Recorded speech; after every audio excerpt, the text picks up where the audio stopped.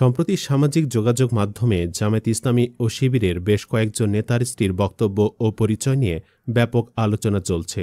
এই নারীরা শুধু তাদের স্বামীদের পরিচয়ে পরিচিত নন, বরং তাদের নিজস্ব শিক্ষাগত যোগ্যতা, পেশাগত দক্ষতা এবং সামাজিক কাজের মাধ্যমে নিজেদের প্রতিষ্ঠিত করেছেন। জামায়াত ইসলামী এই প্রতিষ্ঠিত নারীদের সামনে এনে প্রচারণার কৌশল বদলাচ্ছে বলে মনে করা হচ্ছে। এমনকি বিএনপির নারী নেত্রীদের হারাতে আসন্ন নির্বাচনে তাদের নমিনেশনও দেওয়া হতে পারে। চলুন একে একে তাদের সম্পর্কে জেনে নেওয়া যাক। নাম্বার ১, সুমাইয়া রায়হান। আইনজীবী শিশির মোহাম্মদ মনিরের স্ত্রী সুমাইয়া রায়হান সম্প্রতি সামাজিক যোগাযোগ মাধ্যমে তার ব্যতিক্রমী পেশাগত পরিচয়ের কারণে ব্যাপক আলোচনার কেন্দ্রবিন্দুতে এসেছেন। ঢাকা বিশ্ববিদ্যালয়ের স্বনামধন্য ব্যবসায় প্রশাসন ইনস্টিটিউট থেকে বিবিএ ও এমবিএ সম্পন্ন করা সুমাইয়া রায়হানের পেশাগত জীবন অত্যন্ত সমৃদ্ধ।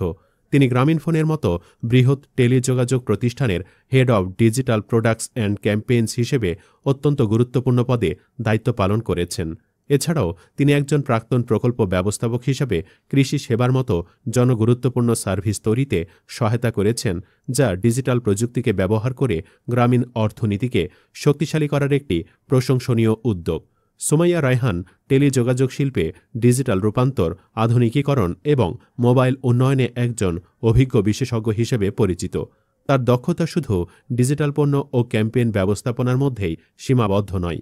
তিনি বিশ্লেষণ, গ্রাহক জীবনচক্র ব্যবস্থাপনা, ব্যবহারকারী গবেষণা, ব্যবস্থাপনা এবং গ্রাহক অভিজ্ঞতার মতো আধুনিক ব্যবসায়িক ক্ষেত্রেও অত্যন্ত পারদর্শী। তার এই বহুমুখী দক্ষতা এবং কর্পোরেট জগতের অভিজ্ঞতা জামায়াতের জন্য একটি নতুন ভাবমূর্তি তৈরি করতে পারে। তার মতো একজন আধুনিক, পেশাদার এবং প্রযুক্তি সচেতন নারীকে প্রার্থী হিসেবে তুলে ধরার মাধ্যমে জামায়াত শহুরে শিক্ষিত তরুণ প্রজন্ম এবং প্রযুক্তি মনস্ক ভোটারদের কাছে পৌঁছানোর চেষ্টা করতে পারে। Number ২, doctor Zakia Farhana. বাংলাদেশের জামায়াত ইসলামীর কেন্দ্রীয় নেতা ডাক্তার শফিকুল ইসলাম মাসুদের স্ত্রী ডাক্তার জাকিয়া ফারহানা তার নির্বাচনী এলাকা বাউফলে দীর্ঘ ১৫ বছর ধরে পরিচালিত সমাজ সেবামূলক কর্মকাণ্ডের জন্য সম্প্রতি আলোচনায় এসেছেন। তার নিবেদিত জনসেবামূলক কার্যক্রম তাকে বাউফলের সাধারণ মানুষের কাছে অত্যন্ত পরিচিত এবং নির্ভরযোগ্য করে তুলেছে। রাজশাহী মেডিকেল কলেজে পড়াশোনা করা ডাক্তার ফারহানা একজন চক্ষু বিশেষজ্ঞ ও ফ্যাকো সার্জন হিসেবে নিজের পেশাগত জ্ঞানকে জনসেবায় কাজে লাগিয়েছেন। তিনি পটুয়াখালীর বাউফলে নির্বাচনী এলাকায় বিনামূল্যে রোগীদের চক্ষু সেবা প্রদান করেছেন এবং তার মাধ্যমে হাজার হাজার নারী পুরুষ উপকৃত হয়েছেন। ডাক্তার ফারহানা কেবল স্বাস্থ্য খাতেই নয়, বাউফল ফাউন্ডেশন এবং বাউফল উন্নয়ন ফোরামের তত্ত্বাবধানে রাস্তা নির্মাণ, গৃহ নির্মাণ, টিন, খাদ্য ও শীতবস্ত্র বিতরণ সহ বিভিন্ন উন্নয়নমূলক কাজেও সক্রিয় রয়েছেন। তার কার্যক্রমের সমালোচকরা এটিকে আসন্ন নির্বাচনকে লক্ষ্য করে একটি রাজনৈতিক প্রচার অভিযান হিসেবে আখ্যায়িত করেন। এ বিষয়ে ডাক্তার জাকিয়া জানান যে তার স্বামী জেল জীবনে থাকাকালীনও তিনি ব্যক্তিগত উদ্যোগে এবং আত্মীয়স্বজন ও সাংগঠনিক ভাইদের সহযোগিতায় বাউফলে বারবার এসেছেন এবং জনকল্যাণমূলক কাজ করেছেন। ১৫ বছর ধরে অবিরাম এই জনসেবা তাকে বাউফলে একটি শক্তিশালী জনভিত্তি তৈরি করতে দিয়েছে। তার এই দীর্ঘদিনের জনসেবা, বিশেষ করে গ্রামীণ ও সুবিধাবঞ্চিত মানুষের প্রতি তার সহানুভূতি তাকে একটি জনপ্রিয় প্রার্থী হিসাবে প্রতিষ্ঠিত করতে পারে। তার মতো একজন নিবেদিত সমাজকর্মী এবং চিকিৎসক, যিনি পারিবারিক রাজনৈতিক প্রতিকূলতা সত্ত্বেও জনসেবা থেকে পিছিয়ে আসেননি, তাকে জামায়াতের জন্য একটি শক্তিশালী প্রার্থী হিসেবে বিবেচিত হতে পারে, বিশেষত গ্রামীণ ও আধা শহুরে নির্বাচনী এলাকাগুলোতে যেখানে জনসেবামূলক কার্যক্রমের ব্যাপক কদর রয়েছে। Number ৩, doctor Amena Begum. Doctor Amena Begum, যিনি জামায়াতের সাবেক আমির এবং প্রবীণ নেতা ডাক্তার শফিকুর রহমানের স্ত্রী, নিজেও একজন চিকিৎসক এবং একজন অভিজ্ঞ রাজনৈতিক ব্যক্তিত্ব।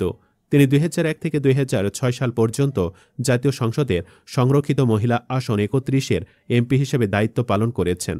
তার এই পূর্বের সংসদ সদস্য হিসেবে দায়িত্ব পালনের অভিজ্ঞতা তাকে জামায়াতের নারী নেতৃত্বের ক্ষেত্রে একটি গুরুত্বপূর্ণ স্থানে রাখে। আমেনা বেগম সিলেটের বিয়ানীবাজার উপজেলার কানাইঘাটে জন্মগ্রহণ করেছেন। তার পারিবারিক পটভূমি শিক্ষা দীক্ষায় অত্যন্ত উচ্চমানের।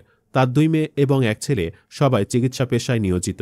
বড় মেয়ে এফসিপিএস অধ্যয়নরত এবং একটি মেডিকেল কলেজ হাসপাতালে রেজিস্ট্রার হিসেবে কর্মরত।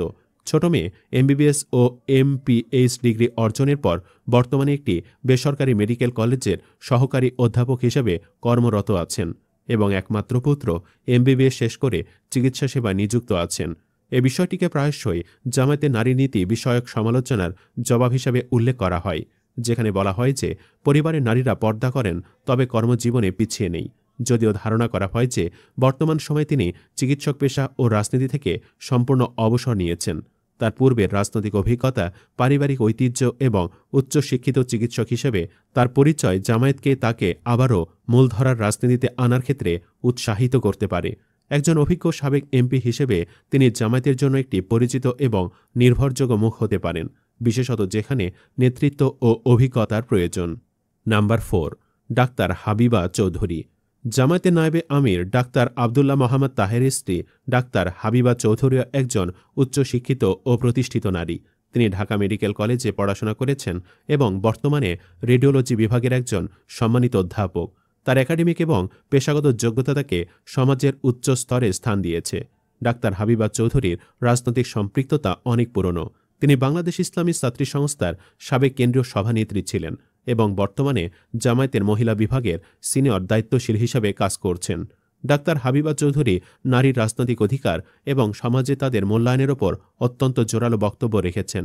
নিজের রাজনৈতিক অভিজ্ঞতা তুলে ধরে ডাক্তার হাবিবা চৌধুরী বলেন, I was the central president of Bangladesh ইসলামী ছাত্রী সংস্থা।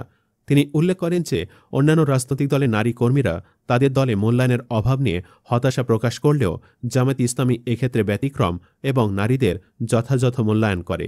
তার এই বলিষ্ঠ বক্তব্য, দীর্ঘদিনের রাজনৈতিক অভিজ্ঞতা এবং একজন অধ্যাপক হিসেবে তার সম্মান তাকে একটি শক্তিশালী প্রার্থী হিসেবে তুলে ধরেছে। শোনা যাচ্ছে যে তিনি এবার জামায়াতের হয়ে কোনো একটি আসনে সংসদ সদস্য প্রার্থীও হতে পারেন। তার প্রার্থিতা শিক্ষিত নারী ভোটার, নারী অধিকার কর্মী এবং যারা নারীর রাজনৈতিক প্রতিনিধিত্ব বৃদ্ধি দেখতে চান তাদের কাছে আবেদন তৈরি করতে পারে। নাম্বার 5, সাবিকুন নাহার তামান্না। ঢাকা বিশ্ববিদ্যালয় কেন্দ্রীয় ছাত্র সংসদ নির্বাচনে কার্যনির্বাহী সদস্য হিসেবে সাবিকুন নাহার তামান্নার নাম বাংলাদেশের তরুণ প্রজন্মের কাছে অত্যন্ত পরিচিত। তিনি বুয়েট শিবিরের সাবেক সভাপতি আনামুল হাসানের স্ত্রী হলেও তামান্না নিজ যোগ্যতায় ডাকসু নির্বাচনে বিপুল ভোটে জয়লাভ করে আলোচনার কেন্দ্রবিন্দুতে আসেন। ডাকসু ভোটের আগে তিনি তেমন পরিচিত না থাকলেও 10 সেপ্টেম্বর ভোরে সিনেট ভবনে ঘোষিত ফলাফলে তিনি এককভাবে সর্বোচ্চ 1084 ভোট পেয়ে বিজয়ী হন, যা অনেকের কাছে অপ্রত্যাশিত ছিল। নির্বাচনী প্রচারণার প্রথম দিন থেকেই তামান্নাকে ঘিরে কিছু নাটকীয়তা তৈরি হয়। তার নির্বাচনী বোর্ড ভাঙচুর করা হয় এবং তার ছবি বিকৃত করে সামাজিক মাধ্যমে ছড়িয়ে দেওয়া হয়। এই ঘটনার প্রতিবাদে তামান্না দৃঢ়ভাবে লিখেছিলেন, স্বপ্নের ক্যাম্পাস গড়ার পথযাত্রী, আমরা থামব না। এই ঘটনা ঢাকা বিশ্ববিদ্যালয়ের শিক্ষার্থীদের মধ্যে ব্যাপক প্রতিক্রিয়া সৃষ্টি করে এবং এটিকে নারী পোশাক স্বাধীনতা ও নারী বিদ্বেষী মানসিকতার প্রকাশ বলে আখ্যায়িত করা হয়। এই প্রতিক্রিয়ায় শিক্ষার্থীরা তামান্নার প্রতি বিশেষ সহানুভূতি ও সমর্থন ব্যক্ত করেন, যা তার অপ্রত্যাশিত বিজয় একটি গুরুত্বপূর্ণ অনুঘটক হিসাবে কাজ করে। ডাকসু নির্বাচনে মোট 39,775 ভোটারের মধ্যে 18,992 জন ছাত্রী ভোটার ছিলেন এবং প্রায় 80% ভোট পড়েছিল। এমন তীব্র প্রতিদ্বন্দ্বিতার মধ্যেও তামান্নার সর্বোচ্চ ভোট প্রাপ্তি তার জনপ্রিয়তা এবং প্রতিকূলতা মোকাবেলার সক্ষমতা প্রমাণ করে। তার এই অপ্রত্যাশিত বিজয় তাকে জামায়াতের ভবিষ্যৎ রাজনৈতিক পরিকল্পনার একটি গুরুত্বপূর্ণ অংশ করে তুলেছে। তার তারুণ্য, প্রতিকূলতার মধ্যেও জয়ী হওয়ার ক্ষমতা এবং ছাত্র সমাজের মধ্যে তার প্রভাব জামায়াতকে তরুণ ও ছাত্র ভোটারদের কাছে পৌঁছাতে সাহায্য করতে পারে, বিশেষত যারা পরিবর্তনের হাওয়া খুঁজছেন। এই 5 জন নারীর প্রোফাইল বিশ্লেষণ করে দেখা যায় যে জামায়াত ইসলামী তাদের ঐতিহ্যগত রাজনৈতিক ধারা থেকে সরে এসে একটি নতুন কৌশল অবলম্বন করছে। তারা এমন নারীদের সামনে আনছে যারা শুধু উচ্চ শিক্ষিতই নন, বরং নিজ নিজ পেশায় সুপ্রতিষ্ঠিত এবং সামাজিকভাবেও সক্রিয়।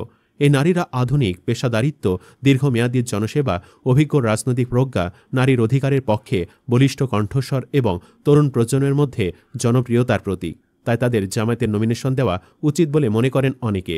আপনিও তাই মনে করেন কিনা জানাতে পারেন কমেন্টে। আল্লাহ হাফেজ। নাম্বার 1,